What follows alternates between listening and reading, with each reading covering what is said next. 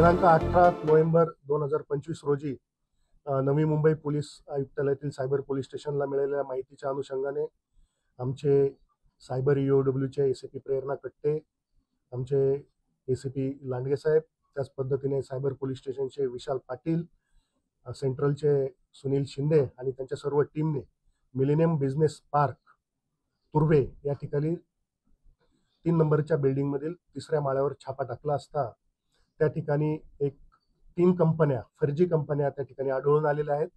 या ठिकाणी साधारणतः 97 मुलं मुली हे काम करत होते. या ठिकाणी सर्वसामान्य नागरिकांना व्हॉट्सअपद्वारे कॉल करून त्यांना शेअर ट्रेडिंगमध्ये पैसे गुंतवण्याचा आमिष दाखवून आणि त्यामध्ये मोठा परतावा मिळेल असा आमिष दाखवून त्यांना फसवण्यात येत होतं. या ठिकाणी अधिक तपास केला असता असं निदर्शनास आलेलं आहे की या नागरिकांना फसवल्यानंतर यांची कडून जी काही रक्कम आलेली आहे ती काही म्यूल अकाउंट्समध्ये जात होती. NCCRP पोर्टलवर आपण तपासला असता आतापर्यंत याबाबत 31 कंप्लेंट, या बँक अकाउंट बाबत 31 कंप्लेंट आपल्याला मिळालेल्या आहेत. त्याच्यामध्ये साधारणतः 71 बँक खाती असून 12 कोटीच्या आसपास अफरातफर झालेली आहे.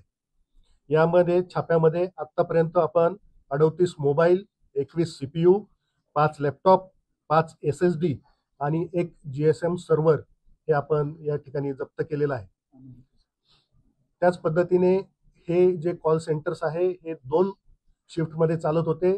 डे शिफ्टमध्ये सकाळी 6 ते 9 हे भारतीय नागरिकांना शेअर ट्रेडिंगचा मध्ये जास्त परतावा मिळेल असा आमिष दाखवून फसवणूक केली जात होती. तर रात्री 6:30 नंतर 3:30 वाजेपर्यंत हे अमेरिकन नागरिकांना मायक्रोसॉफ्टच्या सॉफ्टवेअरमध्ये आलेल्या एरर काढून घेण्याकरता सेवा शुल्क साठी त्यांच्याकडून पैसे घेण्यात येत होते आणि त्याद्वारे त्यांची फसवणूक करण्यात येत होती. आतापर्यंत या तपासामध्ये 17 आरोपींना अटक करण्यात आलेली आहे. या ठिकाणी ज्यावेळेस छापा टाकला त्यावेळेस आमच्या सायबर पोलीस स्टेशनला महाराष्ट्र सायबर यांच्या एक्सपर्टची मोठ्या प्रमाणामध्ये मदत झालेली आहे. सर्व सीजर आणि पंचनामा करण्यामध्ये त्यांची आम्हाला या ठिकाणी मदत झालेली आहे. त्याच पद्धतीने आमच्याकडे असलेले प्रायव्हेट सायबर एक्सपर्ट्स आहेत त्यांनी यामध्ये मोलाची मदत आम्हाला केलेली आहे. या गुन्ह्याचा तपास कोणी विशाल पाटील हे करत आहे. धन्यवाद.